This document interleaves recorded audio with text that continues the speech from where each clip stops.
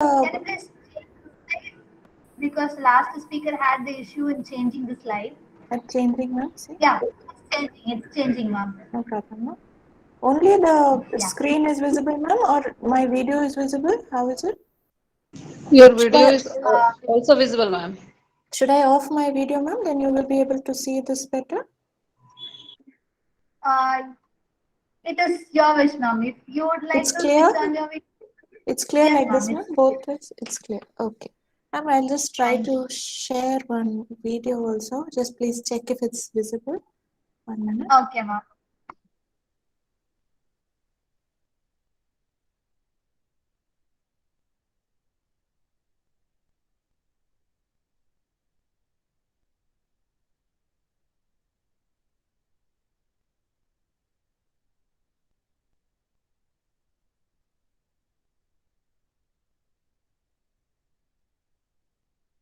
Is it coming, ma'am?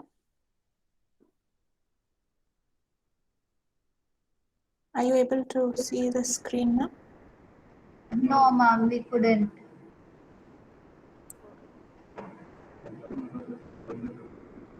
Now, ma'am, has it come? It's visible. It's visible now, ma'am. Visible? I'm playing the sound, ma'am. Just let me know if you can hear the audio. Okay, ma'am. Yes, ma'am, we can hear the audio also. Okay. Okay. Thank you. Thank you, ma'am. So shall I start, ma'am, or wait for a few minutes? We can start. Before that, let me give a small intro about yourself. Okay. Thank you, ma'am. Thank you.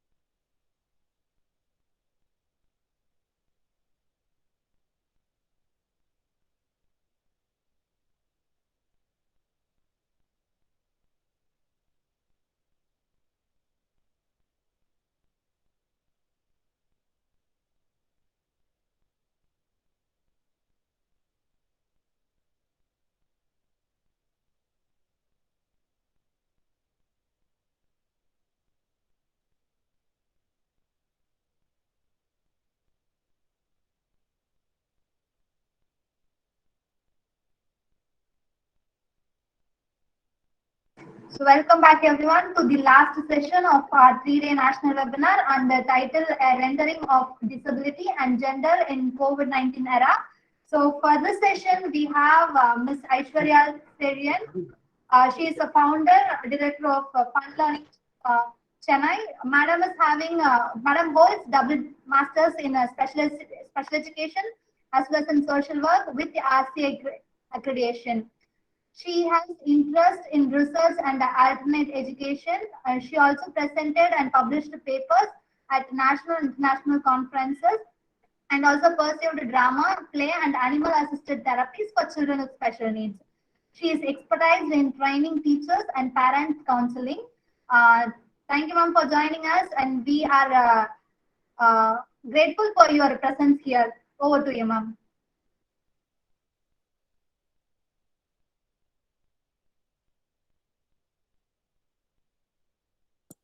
Thank you so much, ma'am. Ma'am, I don't know your name. Can you tell me your name, ma'am? Yes, ma'am. I'm Shantini. Shantini, ma'am. Thank you so much for the warm introduction. Hello, everybody. Good evening. I know you've been having a 3 days session, right? CRE program, and this is the last session. So before we move on, if you are all willing, can we have a slight interactive session? The topic is, I'm going to talk about how COVID-19 has affected women and persons with disability. Yeah. So what we will be doing is we will be talking about COVID-19. We will be talking about how it has affected women, gender, because that is the theme of this CRE program, right? And we will be also looking at, disability and how things are. So, every time we talk about problems, so we can say, yeah, COVID-19 is a problem. This is what is happening, and, we can talk about a problem, but with a problem, we always need to also look at a solution, right? We need to move towards that. So I welcome all of you to, participate and discuss so that as a team together we can think of ways to overcome what we are doing or undergoing today, right? Because we're all living in a time of uncertainty right now, and none of us know what tomorrow holds for us, right? So I will start the presentation.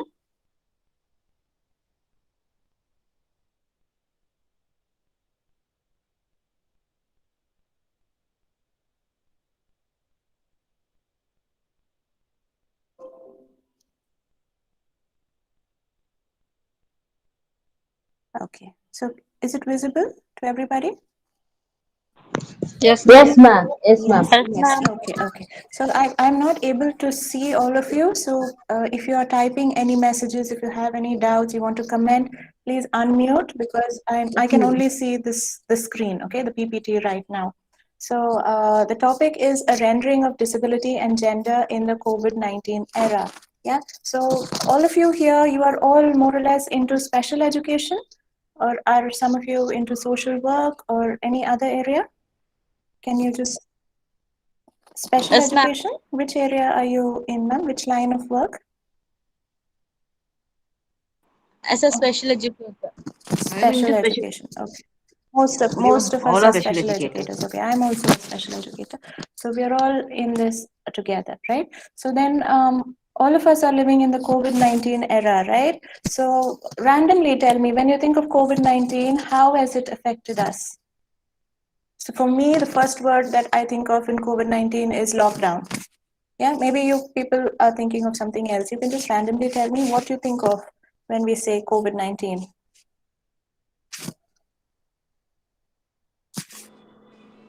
Loss of our dear Yes, ones. lives have been lost. Yes. Then anything else? Educations are very badly affected now. Yes, as teachers, yes, we're looking at the education sector. It is very badly affected. Very true. Then what else? Also social interaction. Social interaction. Yes, social distancing has kept all of us away, right? Yes, true. Then what else? Mainly our children with determination, they are affecting very badly because they can't go out. They are locked in one room, and even it's not routine for them. Yes, there No is. routines are followed. Yes, read routine. It is affecting children. Yes, children, even adults, right? All of us are working at odd hours. We are juggling, multitasking. Yes, the children, adults. Yes, it is affecting our way of life. What else? And they are creating new styles of education, online platform. Very true. Digital education. This session itself that we are doing a CRE online. Yeah, this was never the case, right? Prior to COVID-19, we had to go. So NIPMED Chennai is conducting it. We all had to be in Chennai, in NIPMED campus to attend. Today we are all doing it from wherever we are. So today I'm in Hyderabad. Maybe you're all in different places, and we are connecting like this. So the digital but digitalization has brought us all closer this way. Yes, I that's a have big joined this from JNK. yes. See, there's so many people from different places. Yeah, good. Okay, so we move on. So COVID-19 has affected all of us, right? Everybody here has had some association. I mean, if it is in terms of the virus itself, yes, maybe some of us have got infected, some of us have recovered, some of us have lost family members, but not just in terms of health, but like we say, social interaction. We see so many areas that are affected, education. There's so many things that have been affected. Yeah. So now I'm going to ask you another question. Do you think it has affected men and women the same way? Most of the answers I was getting right now were from women, right? So do you think that, COVID-19 has had the same effect on men and women?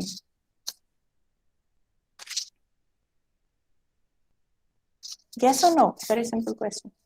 So women has suffered Sorry? than women has suffered a lot than men Women have been affected more. Okay. In what way? because all are home. Homework.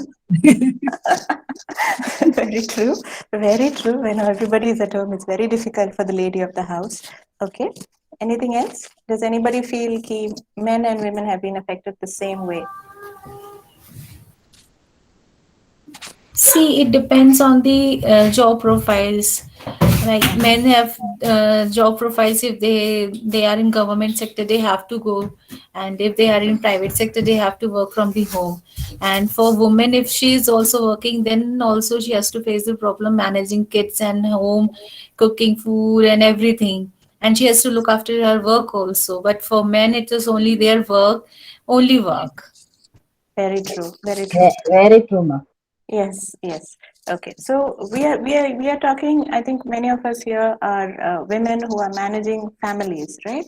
So we are thinking of it from that perspective where we have an additional responsibility of like kids. Now we say kids online class, who is managing the online class? It is the mother of the house, right? The father will obviously be doing his work. The mother has to do her work, has to do the housework, has to do the online class. So there is additional responsibilities which are being given to the lady of the house. Yeah, that is one area. Okay, so we will be talking today about different areas where gender. I will first talk about how COVID-19 has affected the gender, differently. Men and women have not had the same impact. It has been different. And we will talk about that in three main areas. And then we will touch upon how, when we talk about it different in different gender, how it is also for the persons with disability. Yeah? Mostly towards women with disability, we will be looking at how they have been affected. Can you please unmute yourself, please, during the session? Yeah. Okay. So now we're talking about the pandemic. Yeah, the pandemic is not gender neutral. It has not been the same. Yeah, for men and women, it has been different. Now, when things are different, the cause we always look at. Okay, why? Why did this happen? Maybe there is some factors. The first thing is physiology, biology. Men and women are different, right? Our bodies are different. Our physiology is different, but also the social and economic role that they play in society has made a big impact, right? That is why it is a major role why the pandemic is different for them. Men, like they say, the economic role that they are the many men are the main breadwinners in society.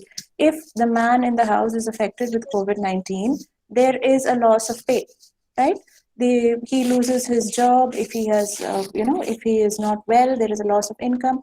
All this has to be then managed by the lady in the house, additionally looking after the person who is affected. So caregiving role also increases along with the economic responsibility. So this is why we say that, this is a very important factor. It is because of the way we live in society, right? Different societies live in different ways. And so these are very important factors why men and women have been affected differently by the pandemic. Okay, so now if we say that we have been affected differently, we also require a response to this, which is different, right? So a man and a woman, a boy and a girl, each of us have been affected differently by the pandemic. And if we want to think of responses, what response can we give, to all the people, post the pandemic? We cannot say, okay, the society requires this. No, men require something different, women require something different, boys require something different, girls require separate. They all have separate needs, right? So we have to tailor make what is required based on the vulnerability of the population.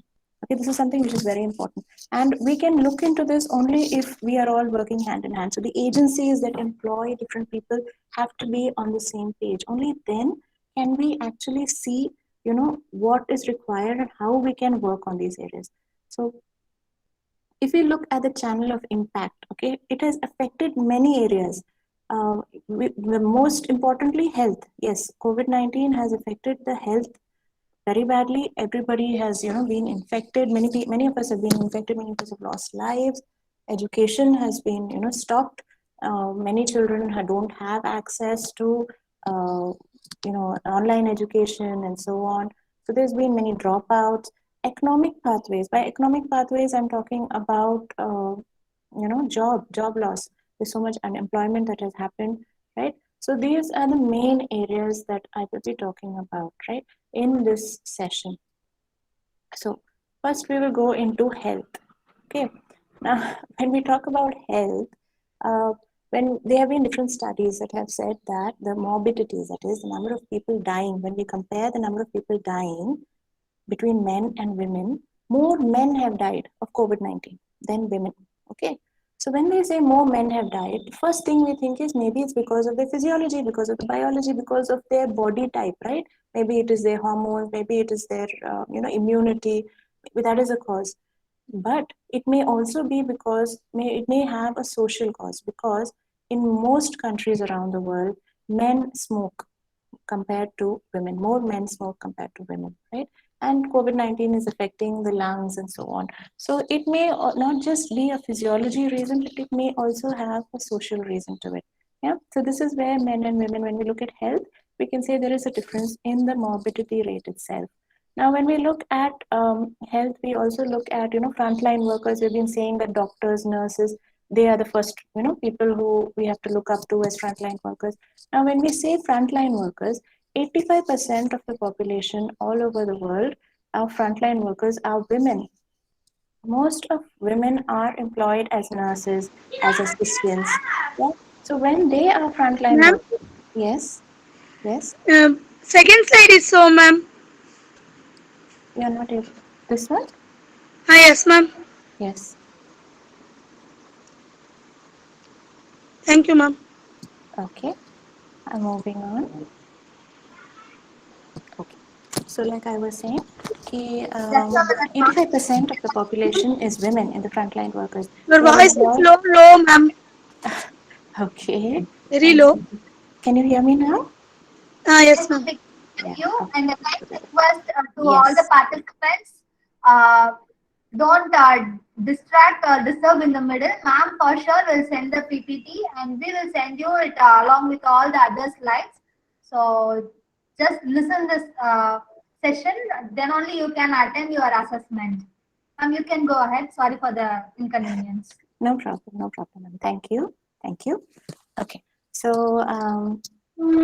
yeah. So like we were discussing about health frontline workers being women, right? 85% of the population is women, and they are and when they are providing services, they are at more risk to infection, right? So we can say that when you compare men and women, more women are at risk of COVID-19 because they are the frontline workers. They are more they are more what is the word, at risk. They are more at risk to exposure to COVID-19.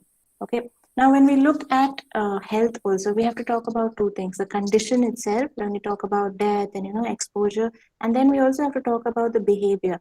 So, like I said, if a person with COVID-19 is affected in the family, it invariably works on the woman of the house to look after that person, to cook more healthy food for that person. Yes, all these responsibilities are given to the woman of the house, to clean, to make sure that everything is hygienic after the person has, to wash the clothes, everything separately. All this work is given to the woman of the house. So the caregiving role has increased. For even when we look at health, the caregiving part of it is given towards women. Yeah. Now, when we say something like a pandemic or something like crisis, there is a lot of pressure that is put on the system.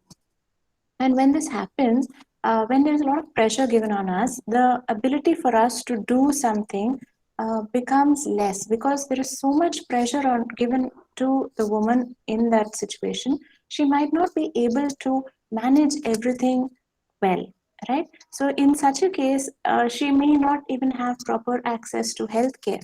Right, so these are many areas which have been affected. Now, let us say, like, there is a lockdown. There is when in a lockdown situation, in most cases, they say for essentials, one person from the house can go out and get whatever is required. Mostly, it would be the man of the house who would go out and buy whatever is required. If the lady of the house requires a sanitary napkin, in many households, the man will not go and ask for it. He will not go to a medical store and buy a sanitary napkin for a woman. So then what happens? Well, how is the situation managed during a lockdown? Even things like maternal benefits, reproductive rights, all these things which are very important for women and their well-being, all these things have been affected very badly during this lockdown. If, let's say, there's a frontline worker, somebody who's a nurse or working as an assistant in a hospital, if they are planning on having a child, she cannot go ahead with all these things because of the undue pressure that has been given to her because of the job, because of the pandemic. So all these things have affected women very, very drastically. Okay, so now I'm going to move on to the next sector. When we look at education, okay, we're looking at education. Now, when we compare the previous pandemics that have happened, let's talk about the Ebola virus, the SARS virus, okay. All these, when these things happened, and if children were asked to stop going to school in certain countries, in certain continents like Africa and so on, when children rejoined schools, it was always seen that the number of girls rejoining was less. Many dropouts, when school children drop out, most cases the girls would not come back. Boys may, but girls may not. Why does this happen? Mostly they say it may be because of economic necessity. Yes, the girls may be employed in labor. They might be asked to, go and clean houses or even caretaking, looking after the younger sibling. It is generally the role of the elder sister to do it in the house. Yeah. Now, even if we talk about now this situation where children are at home and parents are going to work because schools are not yet fully open in many states in India, but the offices and so on are open. In such a situation, when 2 children or 3 children are at home, if only one is a girl, it is generally the responsibility of the girl to make sure that all of them are eating and all of them are doing things properly at home. So this is the way the children have been brought up. Maybe it is the way our society is, maybe it is the way the culture is. But in this situation, if the girl is always given household responsibilities or caregiving responsibilities, it is difficult for her to allocate time for education. She might not be able to attend her online class or complete her assignments because she is the one juggling the roles at home when the parents are going for work. She has to maintain the decorum in the house, which becomes very difficult for a young girl. Okay. Now, this is one situation. Another situation would be, let's say there is a house with only one computer at home. Okay. And there is a boy and a girl, and they both are in different classes and they both have online class at the same time. Priority is most cases given to the boy. The boy is asked to attend his online class, and the girl is told, ki, yeah, you can do it later. When this is repeatedly done, the girl child may just give up. She might drop out. She might not wish to pursue it later. Yeah, so this is something that is happening maybe because of disparity in income also, because their family is not able to afford. But in cases where there is even one, it generally the prioritization is given to the boy. The boys tend to monopolize, one digital device which is available at home. So this is one thing which we see when we talk about education. Okay. Now, the last area is economic pathways.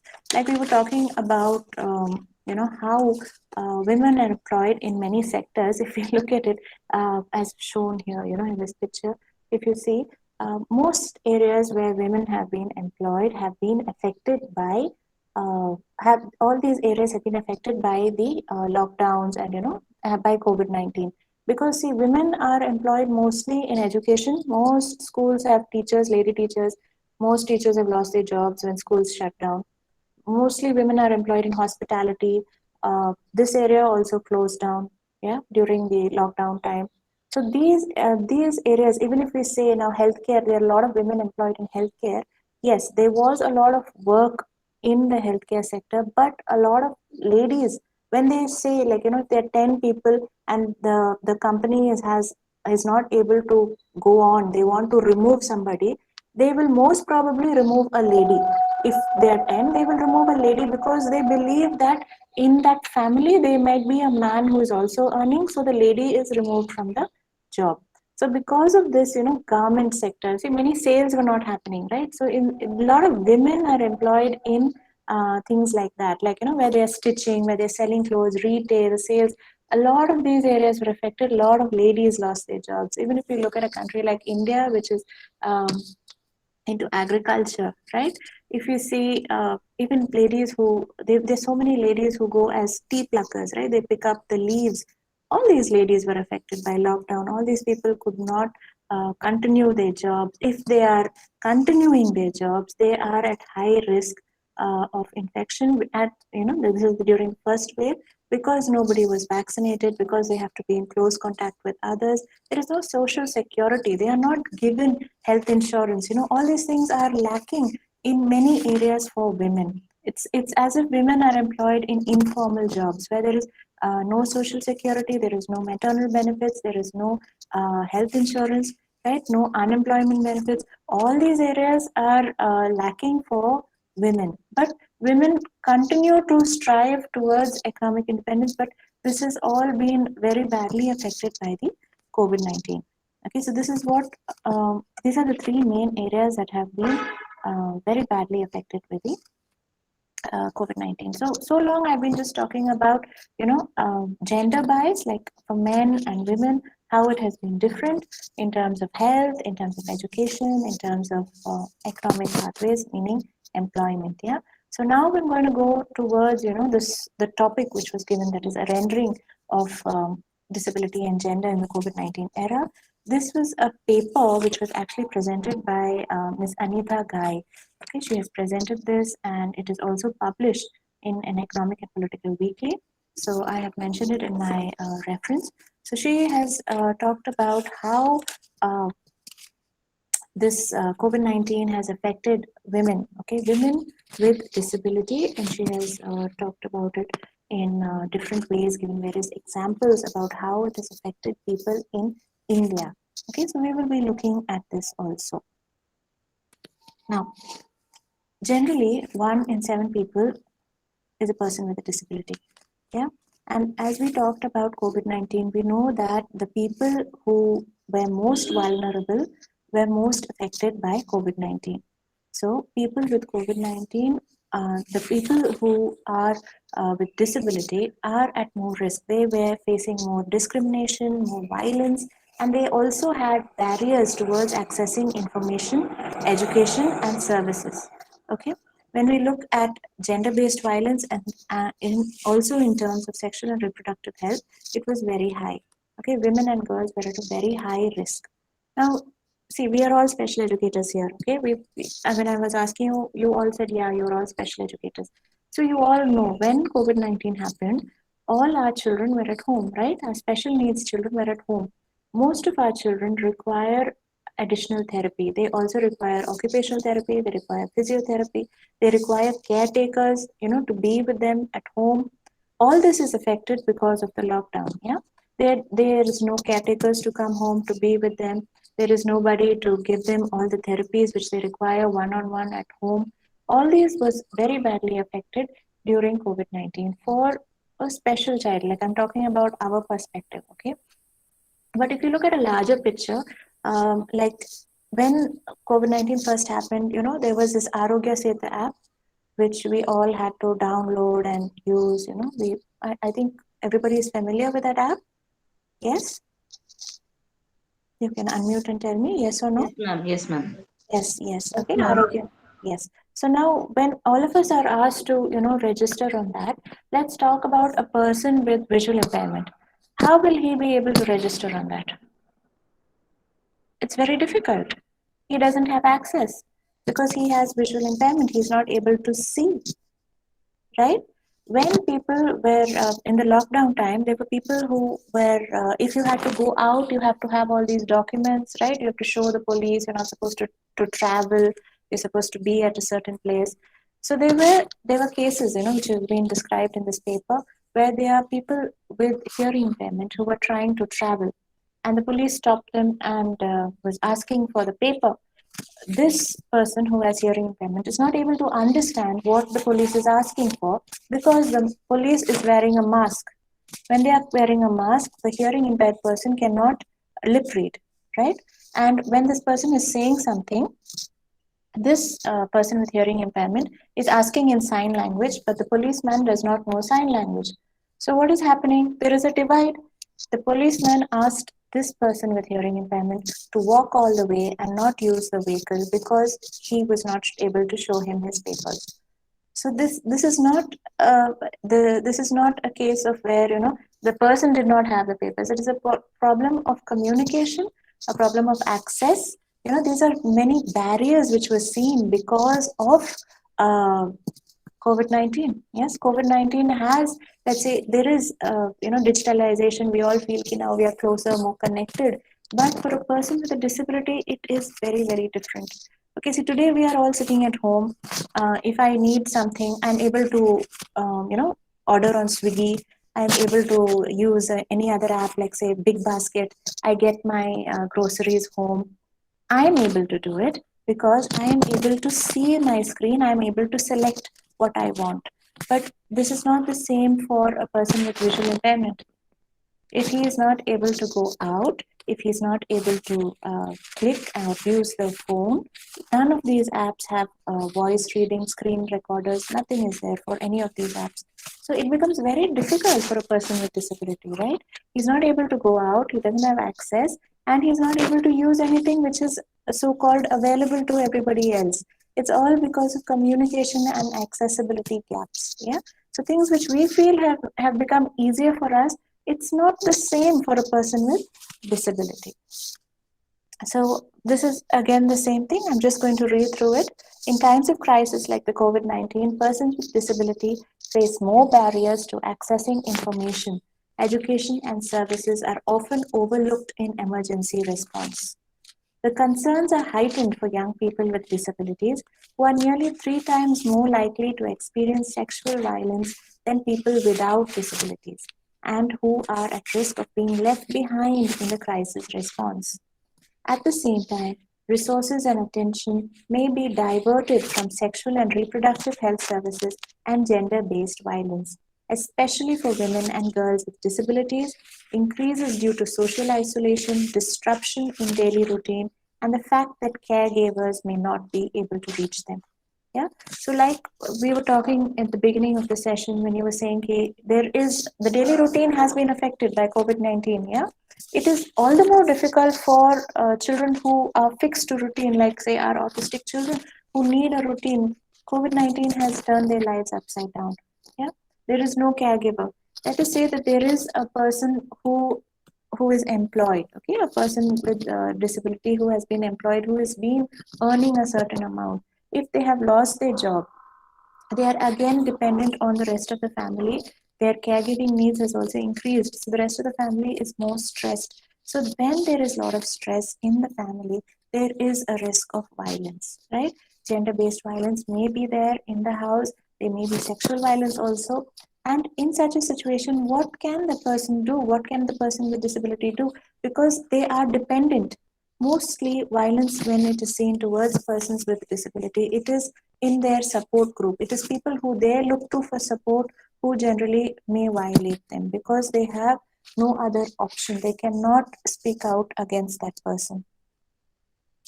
There is an app which was suggested by Punjab in Punjab Safe Cities Authority. They call it the Women Safety Smart App. Today, if you look at your phone, if you open that Google Play Store and you put women safety, there are many apps that come up, okay?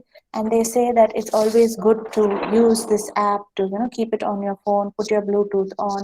So what does this app do? Basically, it follows your location. So wherever you are, it links you with somebody your family or your husband or somebody, so that that person knows where you are. And in case of any emergency, you can click a button which would, in this case, coordinate with the police, with an emergency helpline, or it may give out a sound. So this is what these apps do. And they say that these sort of apps should be used not for all women, even persons with disability must use this app so that they will be able to ask for help when they require it. Okay, so this is something which had come up. So then again, now when we're talking about accessibility, during the lockdown, they said that many people who had to go for work were not given access to public transport, right? So let's say there is a person with a wheelchair. How can he go for work? If he's not able to go for work, he's not able to drive himself, he's not able to use public transport, the agency is not sending him transport, he loses his pay, right? There is loss of pay. So this is many things like this which have been noted during this time. Taking the metro was not possible. even communication, like I mentioned earlier, when somebody tries to say something, if the person with hearing impaired is not able to understand because of the mask. Now, when we say even like social distancing things like masks and all that, when we work with persons with disability, sometimes our physiology, the body structure itself is different, right? So all of us may not be able to put the mask behind the ear. So these things also need to be adapted. The use of sanitizer on the hand, maybe some sensitive children don't like that. Some children who have hypersensitivity or hypersensitivity, maybe they cannot use it. Maybe children keep on removing the mask. Maybe children who are epileptic are not able to breathe, so they don't like it. So the needs have to be addressed even when we use these social distancing and things which are required during COVID-19. So this is something which we have to look into. We cannot take one standard fit design. Initially when masks came out, they were all for adults. Then people started thinking, okay, this adult mask we cannot use for children. So then they came out with children masks. But even those masks are not, some of them are not okay for our children with special needs, right? They need to be different. Even for, like I said, a hearing impaired person to understand what we are saying, if we cover our masks with this kind of thing, it's very difficult for them to follow what we want to communicate with them. Okay.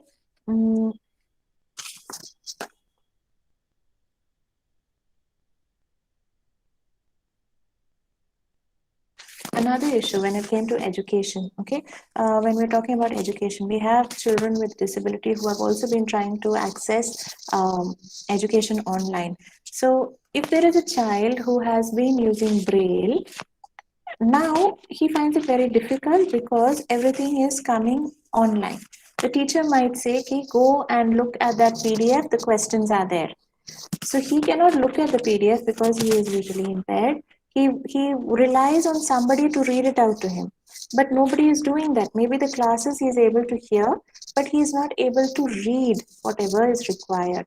And even if he has something which he is typing in Braille, for him to send it over to the teacher, for the teacher to follow it, it is difficult. So this is where the online class itself has not been easy for all children with special needs to follow. Children with hearing impairment are not able to follow their teachers when the teachers are taking online class because they're not able to hear what the teacher is saying.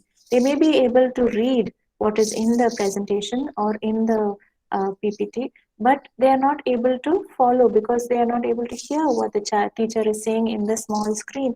If the teacher is able to use sign, maybe they are able to follow. Again, there are many things like lighting, webcam, connection. All these things also affect because this child has to watch very, very carefully. And their classes also, the time duration, all these things have affected their attention span. So it has affected children on a very large scale. Okay.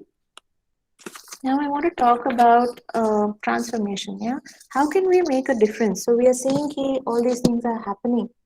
So what next? Yes, we know that first wave has gone by, second wave has gone by. Now we are thinking maybe a third wave will come. Slowly we are saying schools should open. Okay, so COVID has affected all of us. It has affected women. It has affected persons with disability. Yeah, but looking at the crisis, we also have to look at a solution. So we have to understand what can be done. So yes, people require financial support.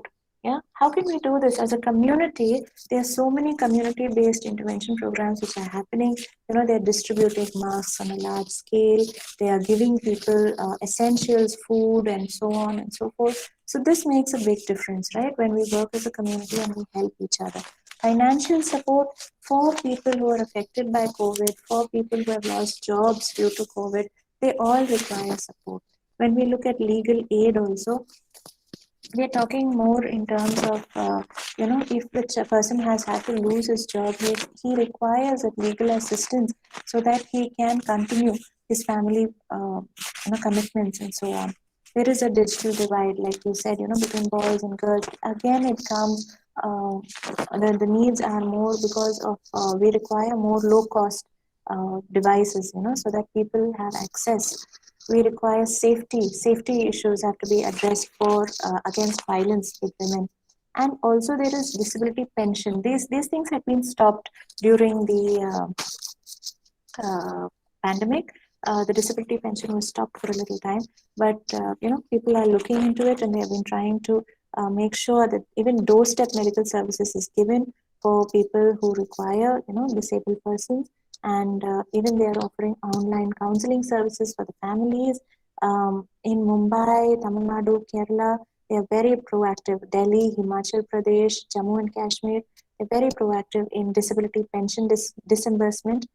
Each state has different distribution schemes, but they have made it possible for persons for disabilities to get that advanced pension. Okay. Now, legal issues have been raised by students with disabilities, and in Delhi, there is a high court which is trying to ensure that inclusive measures are conducted even during online exams. Okay, because they want online exams also to happen. So all these areas have to be looked into, and we can do this only if we do it together, right? Like as a team, all of us have to think about it. It is not something that one teacher can do.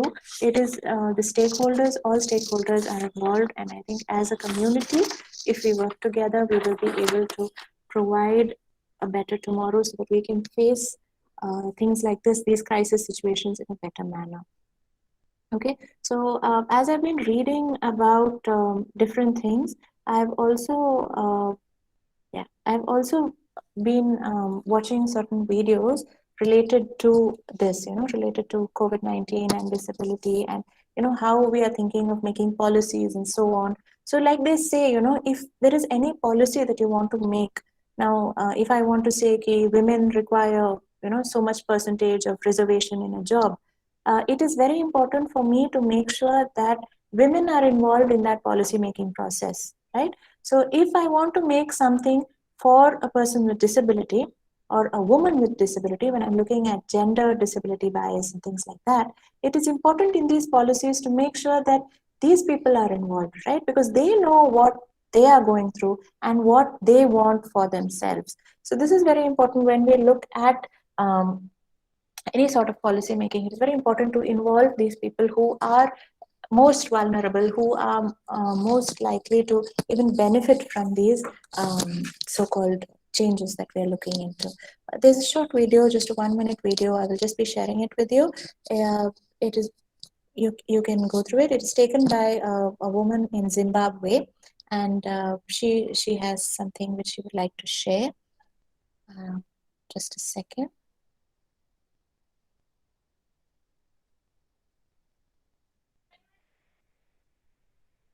Can you see my screen?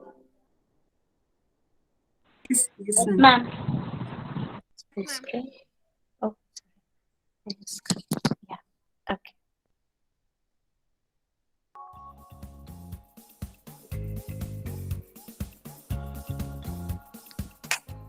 Women and girls with disabilities in Zimbabwe are particularly more vulnerable than ever before.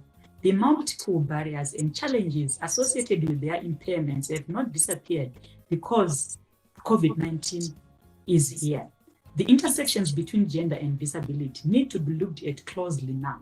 What affects you can affect all of us. I'll share with you a few considerations. Do you know that livelihoods of most women and girls with disabilities have been affected drastically? They live on hand to mouth through begging and vending. Reliable information is not accessible to them, particularly to those in rural areas. Many of them suffer from all forms of violence, ranging from emotional to gender-based abuse, and this abuse comes from those close to them and those providing support.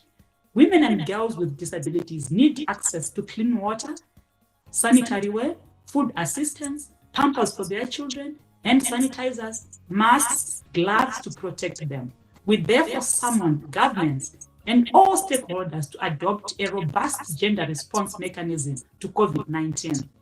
Engage us, include us. Together we can keep our women and girls with disabilities safe.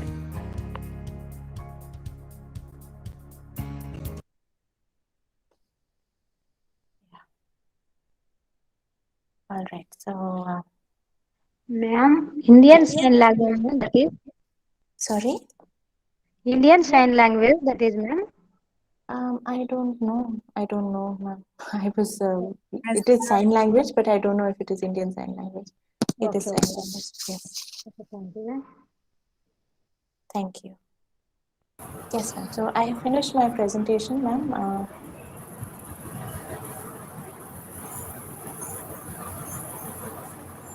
அது Indian sign language இல்லை madam.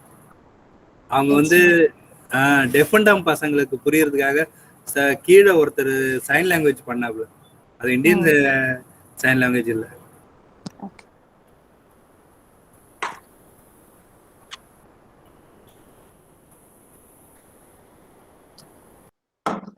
Thank you, ma'am. Thank you so much for the interactive session. So shall we conclude the session, ma'am? Yes, thank you. Thank you so much for joining us. And Shanti, any questions? Any questions are there for Aishwarya, madam? How are you, sir? How are you, fine. Yeah, I was actually joining from other this one since there was some network issue. Okay.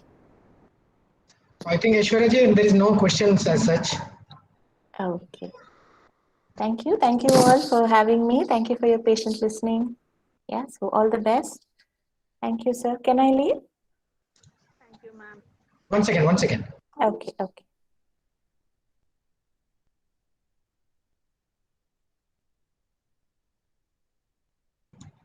Okay, Aishwarya ji, it's fine. You can leave and we'll send you the certificate and other details to your mail soon. Thank you. Yes. Thank you. Thank you for accepting our invitation and thank you for your wonderful presentation. Thank you so much. Thank you all. Yes, have a nice day. Bye. Thank you, ma'am. Thank you, ma'am. Thank you, ma'am. Thank you, ma'am. dear participants, you are requested to be in the Thank you, ma'am. meet, and we will send you the assessment link after the validation ends. It's time. Ma'am, your voice is too low. Ma'am, your voice is too low. Can you hear me now? No, very low, ma'am.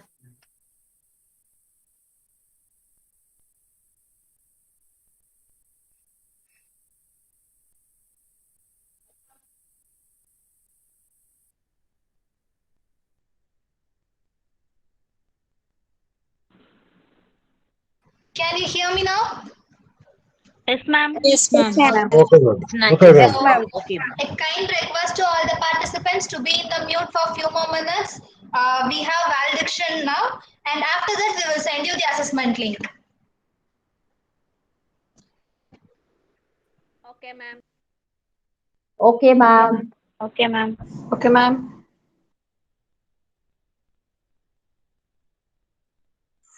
Okay, ma'am.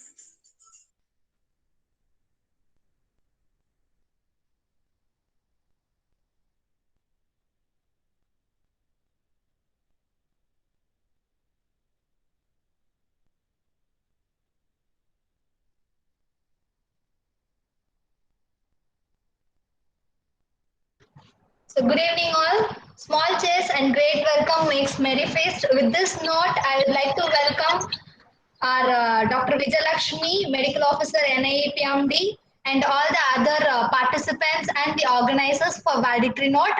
And I would like to welcome Dr. Vijayalakshmi for delivering a valedictory address.